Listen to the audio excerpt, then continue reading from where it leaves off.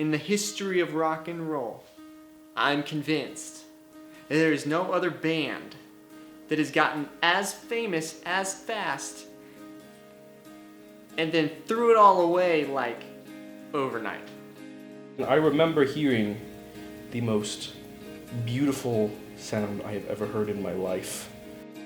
That these people are the real deal. That wonderful, some people call it a mistake, I call it a miracle. Could you imagine? I mean, right? Was probably one of the best experiences of my life. We began to start this movement. It was revolutionary. It was Secret Starship. Secret Starship. Secret Starship.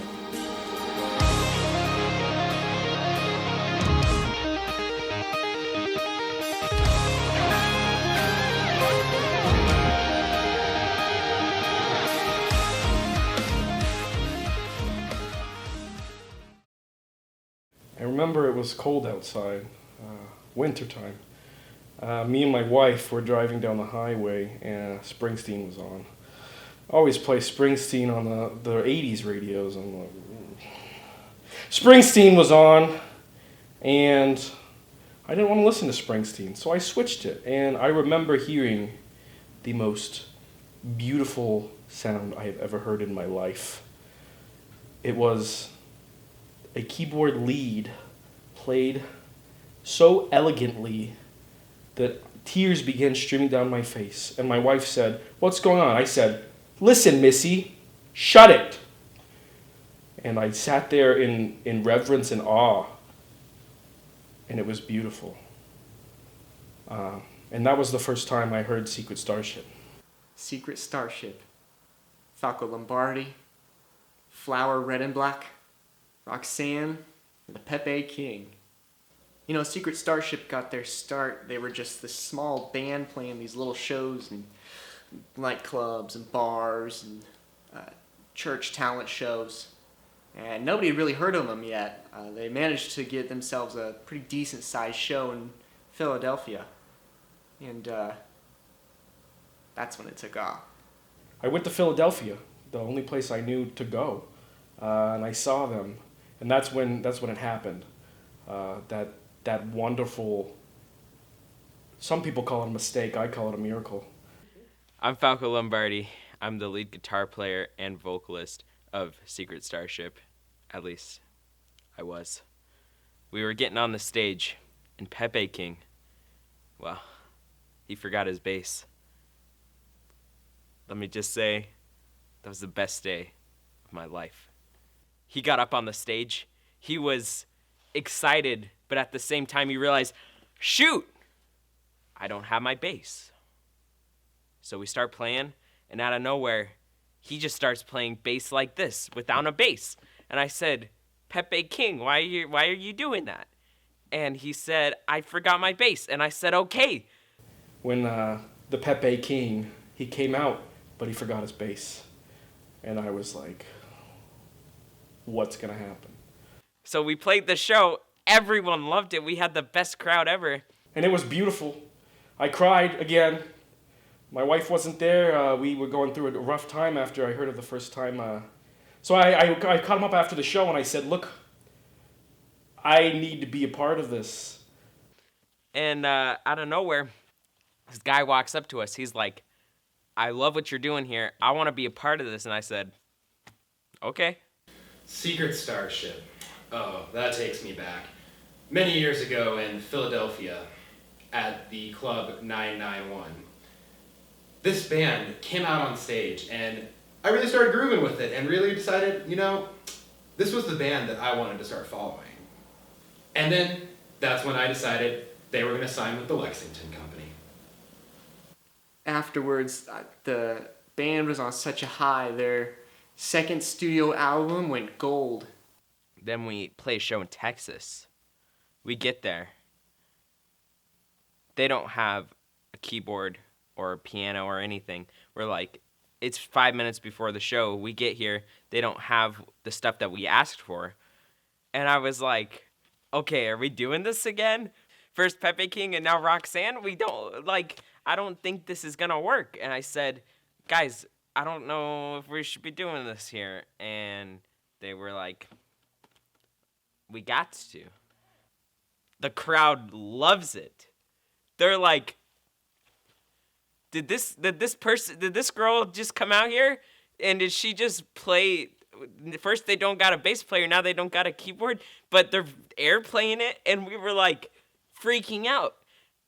And they're ramping up to make their third studio album, and that's when Roxanne decided to follow the path of the Pepe King, and now we had an album that not just had no bass track, but also no piano track.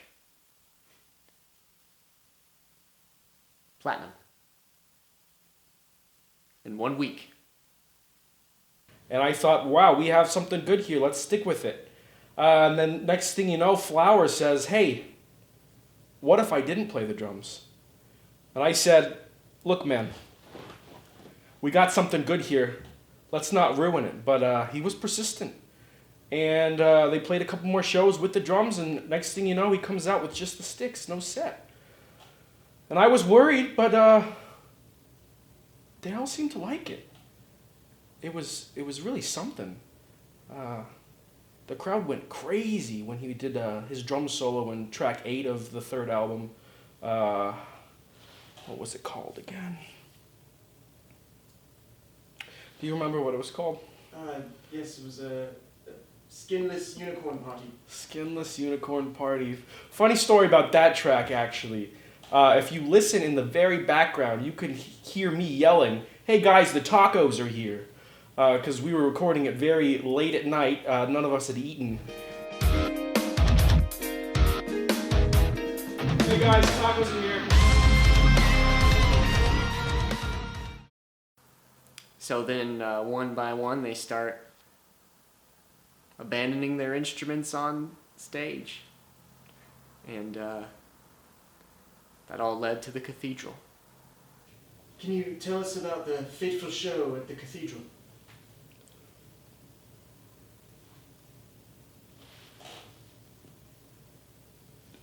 Remember, it was late May.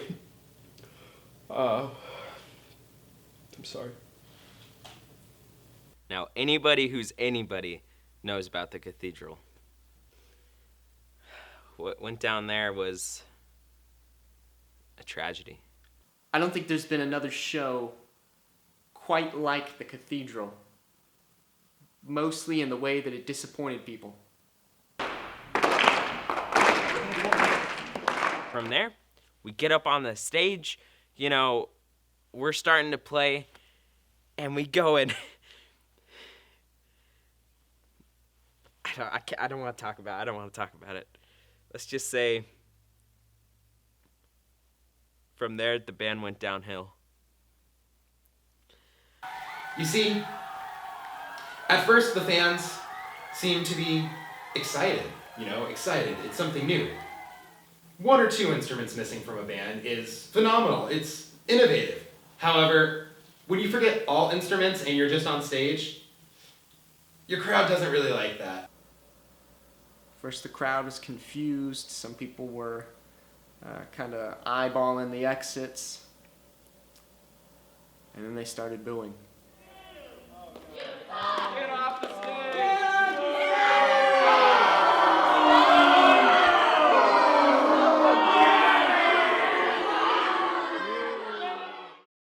Nothing was happening, just a bunch of grown adults dancing around on stage pretending to play instruments. It doesn't really bode well once you realize how much they paid for these tickets. Imagine the anger. Imagine the disappointment. Imagine the feeling of rejection. Imagine the tummy aches. I mean, these people got to the top and their fans booed them off the stage. You don't come back from something like that. It really hurts to think about. But it wasn't a good time for us. It was a really dark time, and that's where the band started falling apart. So that's all I have to say about that.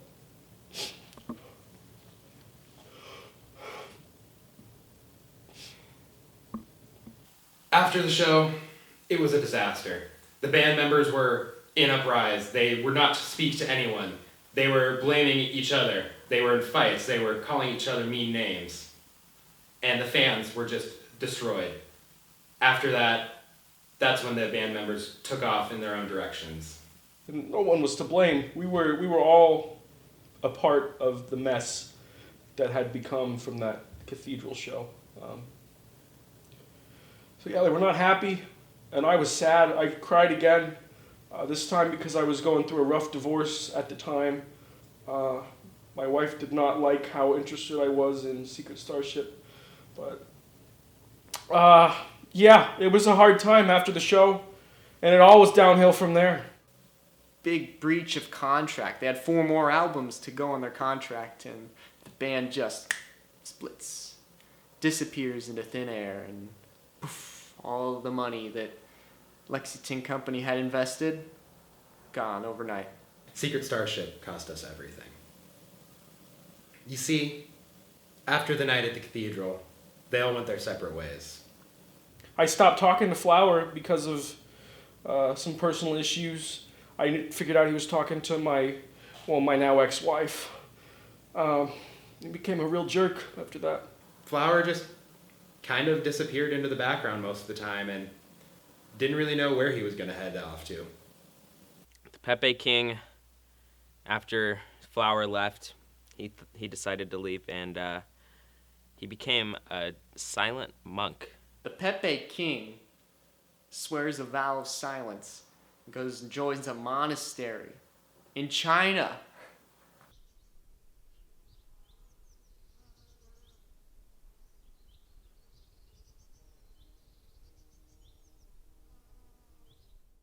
I was going through some junk mail that came to my house, and I noticed a copy of Popular Science. And who was the headlining on the cover?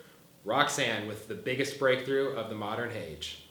Yeah, I haven't talked to her since. Our producer, I talk to him occasionally on birthdays and Christmas, but, other than that, I guess I'm never going to see him again. I think that fame kind of got to them.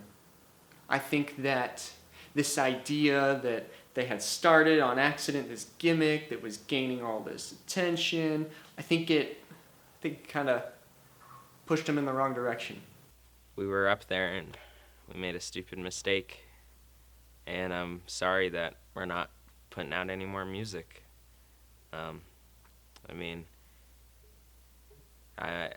I know we did you guys wrong, but you guys are still fans, and I appreciate that. Overall, I would say the experience with Secret Starship was probably one of the best of my life. We had some great times together. I will never forget all the time I spent with the band, especially Falco, Roxanne, the Pepe King. It was a great experience to, really bond with them and really get to know them for the short time I had. And really, that's just something I'm going to hold on to the rest of my life. Yeah. I think the story of Secret Starship is really, it's not so much about a band or their gimmick of no instruments. It's not so much about the fans. It's not really about any of that. I think really the story of Secret Starship is about the music. You know what? The music lives on. The music lives on, even if it sucks. Case in point, One Direction.